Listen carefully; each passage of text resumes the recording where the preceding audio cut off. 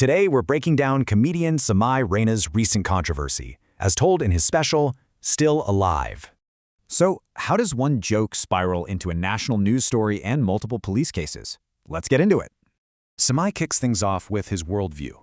For him, the internet isn't art, it's a high-stakes game. So his strategy was to build an edgy persona. Why? He figured it gave him way more freedom. He felt a clean image is super fragile, but an edgy one? Well, that's liberating. But here's the twist. The whole thing didn't even start with his joke. It was a guest's. And things escalated incredibly fast, all while he was on tour in the US. To Samay, the punishment just didn't fit the crime. The reaction felt completely out of proportion. He was facing 3 separate police complaints, or FIRs, filed in different states across India. And with his sold-out US tour on the line, that was the potential financial hit. His Instagram was flooded with over 20,000 hate comments. Even his phone number got leaked. This wasn't just online drama anymore. It spilled into some terrifying real-world consequences.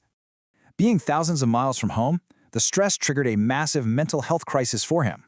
He describes feeling like he was in a total nightmare, unable to tell what was even real. But the real breaking point, seeing innocent people get dragged into the mess, that just broke him. At his absolute lowest, he called his dad, who gave him a totally different perspective.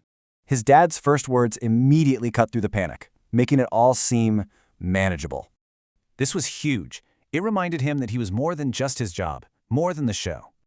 That one conversation was an anchor. It helped him get his head straight and regain perspective. So he was stuck. Ideally, you don't apologize for a joke, but in reality, he had to choose survival. He thought about that famous George Orwell line, the one about jokes being tiny revolutions. But for him, this wasn't a revolution. It was just a joke, and not one worth dying for. So in the end, this whole ordeal taught him some pretty big lessons about fame and survival. Which leaves us with a big question. What's the right price to pay for a joke?